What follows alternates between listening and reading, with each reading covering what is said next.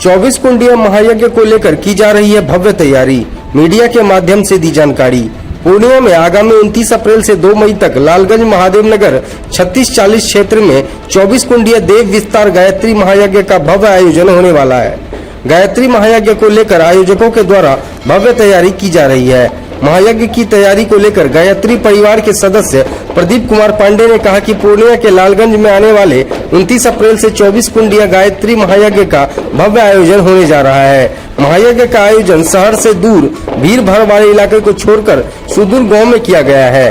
मौके पर प्रदीप कुमार पांडे ने कहा कि 29 अप्रैल को प्रातः 8 बजे से युवतियों और महिलाओं के द्वारा कलश यात्रा निकाला जाएगा। सायंकाल में 5 बजे से 8 बजे तक संगीत और प्रवचन का भी आयोजन किया जा रहा है।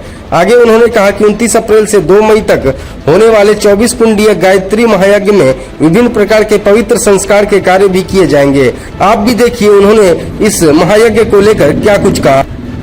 हजार ध्वनि तरंग उत्पन्न होता है। गायत्री मंत्र के जप जे मात्र से व्यक्ति की प्रतिरोधक क्षमता बढ़ती है। आज के इस युग में हर व्यक्ति के अंदर प्रतिरोधक क्षमता बढ़नी चाहिए।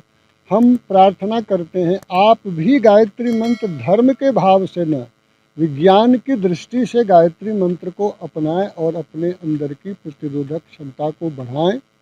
साथ ही आज के इस समय में जो चारों तरफ पर्यावरण संकट है, पर्यावरण संकट के अंतर्गत बाढ़ भी आ जाती है, कहीं सूखा पड़ता है, कभी हमारा इतना अधिक टेम्परेचर हो जाता है जो असह्य होता है। इस वातावरण को अनुकूल बनाने के लिए हरितिमा संवर्धन आवश्यक है, जो सरकार और सामूहिक जन के द्वारा हो रहा है, परंतु आध्यात्मिक प्रयोग उससे भी ज़्यादा आवश्यक है। अगर हम सामूहिक यज्ञ करते हैं तो यज्ञ के माध्यम से वातावरण में दिव्य तत्व को हम भेजते हैं, जिससे वातावरण हमारा जो परिशोधित होता है। इसलिए आज भारतवर्ष के कम से कम 3600 हमारे ऐसे केंद्र हैं जहां नियमित यज्ञ होता है, और उस नियमित यज्ञ में हम औषधि अग्नि को समर्पित करते हैं। औषधि सूक्ष्मीकृत होकर वातावरण में फैलता है, जो केवल भारतवर्ष तक ही सीमित नहीं रहता, पूरे देश दुनिया को इससे लाभ मिलता है। और हम आप जानते हैं कि यज्ञ ही सृष्टि का आधार है। यज्ञ अर्थात अपने लिए नहीं, औरों के लिए।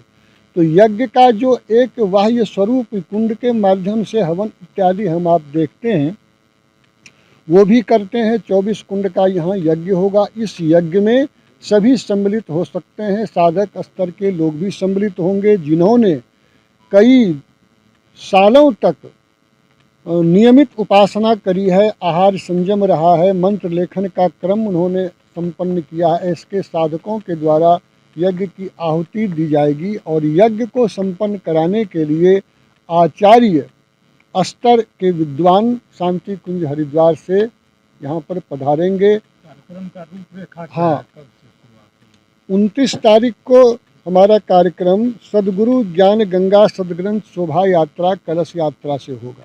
कहाँ से निकाली जाएगी? शहर के 3 क्षेत्र से, नेवालाल चौक से, छठ पोखर से, और एक हमारा 3640 से, और एक फुटानी चौक में ये वाला जो है शांति कुंज हरिद्वार परम पूज्य गुरुदेव पंडित श्री राम शर्मा आचार्य जी की तपस्थली है। इसे आप आध्यात्मिक राजधानी भी कह सकते हैं। आधुनिक युग में गायत्री को जन जन तक पहुंचाने, यज्ञ के विस्तार के लिए परम पूज्य गुरुदेव ने यज्ञ आंदोलन आरंभ किया, जिसके अंतर्गत इस वर्ष 2 वर्ष के कोरोना काल के बाद देव विस्तार गायत्री महायज्ञ की श्रृंखला आरंभ हुई। उसी श्रृंखला के अंतर्गत पूर्णिया उपजोन गायत्री शक्तिपीठ कला भवन रोड को भी एक कार्यक्रम की स्वीकृति मिली। हम लोगों ने विचार किया, कोलाहल भरे क्षेत्र में यज्ञ न करके शांत क्षेत्र में यज्ञ संपन्न करें। तो हम लोगों को लालगंज क्षेत्र 3640 का क्षेत्र मिला और स्वीकृति मिली, जो शहरी क्षेत्र से बाहर है और आसपास के गांव इलाके जो इसके अंतर्गत आते हैं सब उपेक्षित हैं और सामान्य परिवार से संबंध रखते हैं। आदिवासी मूल समुदाय के भी लोग रहते हैं। ऐसे उपेक्षित लोगों के बीच में भी यज्ञ के विस्तार के लिए इस स्थान का चयन हुआ। गायत्री सद्विचार की देवी है। आज के युग की समस्या यही है, आदमी को आदमी के ऊपर विश्वास नहीं रह गया है, जिसे अनास्था संकट कहते हैं।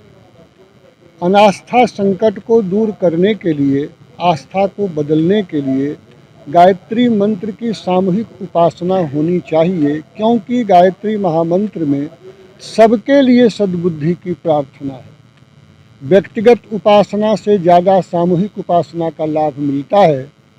इसलिए देश विदेश में इस वर्ष देव विस्तार गायत्री महायज्ञ चल रहा है। हम लोग भी 4 दिन के इस कार्यक्रम में, जो 29 अप्रैल से 2 मई तक चलेगा, गायत्री मंत्र की सामूहिक उपासना करेंगे, जिसमें सभी वर्ग समुदाय के लोग सम्मिलित हो सकते हैं। गायत्री मंत्र सभी मंत्रों का सरताज है। इसे कहते हैं मुकुटमणि। गायत्री मंत्र वेद मंत्र भी है। और एक हमारा बंगाली मोहल्ला से इस प्रकार 3 केंद्र से कलश यात्राएं निकलेगी, जिसमें हमारे परिजन घर घर जाकर प्रचार प्रसार कर रहे हैं। कलश यात्री माँ बहनों के नाम भी नोट किए जा रहे हैं। संभावना है 500 कलश यात्री सम्मिलित होंगे। यात्रा के बाद का हाँ, उस कलश यात्रा में सदगुरु, सदज्ञान, सदग्रंथ की शोभा यात्रा। परम पूज्य गुरुदेव ने 3200 साहित्य लिखा है। उस साहित्य में एक साहित्य है मैं क्या हूँ, और अंतिम साहित्य का नाम है प्रखर प्रज्ञा सजल श्रद्धा। इस प्रकार 3600 साहित्य में संसार की समस्त समस्याओं के समाधान के सूत्र हैं। वैदिक वाङ्मय का हिंदी संस्करण भी है। धर्म और विज्ञान का समन्वय आधारित सदग्रंथ ज्ञानमाला है। स्वाध्याय करने से मस्तिष्क पवित्र होता है, इसलिए हम लोग स्वाध्याय के लिए भी लोगों को कहते हैं। हर घर में सत्साहित्य होना चाहिए विचार शुद्ध करने के लिए। तो सदग्रंथ साहित्य की शोभा यात्रा निकलेगी। संध्याकालीन 5 बजे से 8 बजे तक संगीत और जो प्रवचन होगा, जो यज्ञ और गायत्री पर आधारित होगा, जिसकी व्याख्या होगी। दिनांक 30/4/22 को 5:30 से 6:30 बजे तक सामूहिक ध्यान साधना और 8 बजे से देव पूजन गायत्री महायज्ञ। 24 कुंड में 24 मुख्य यजमान होंगे। उसके साथ साथ अन्य सहयोगी यजमान होंगे। 33 कोटि देवताओं का आवाहन होगा। उसके बाद आहुति का क्रम चलेगा। जितने लोग यज्ञशाला के आसपास आकर यज्ञ करना चाहेंगे, सबके लिए सुविधा रहेगी। कई जपालियाँ चलेगी और सारी व्यवस्था यज्ञ समिति की ओर से किया जाता है। यज्ञ की सामग्री इत्यादि किन्हीं को बाहर से लाने की आवश्यकता महसूस नहीं होती है। यज्ञ क्रम संपन्न होने के बाद यहाँ पर भोग प्रसाद की व्यवस्था सबके लिए रहेगी। दोपहर में 3 बजे से 4 बजे तक कार्यकर्ता गोष्ठी, ताकि यह जो उद्देश्य है इसको अन्य क्षेत्रों तक कैसे पहुँचाएँ। संध्याकालीन 5:30 से 8 बजे तक पुनः सर्व सुलभ गायत्री साधना से संबंधित संगीत होगा, प्रवचन होगा। यही क्रम दिनांक 1/5/22 को होगा और 1/5/22 को सामूहिक संस्कार होंगे। जन्म के पूर्व ही शिक्षा दी जानी चाहिए बच्चों को। गर्भधारण करने के बाद 3 महीना जब हो जाता है तो उसे हम पुंसवन संस्कार कहते हैं। पुंसवन संस्कार से लेकर नामकरण, विद्यारंभ, मुंडन, यज्ञोपवीत संस्कार, ये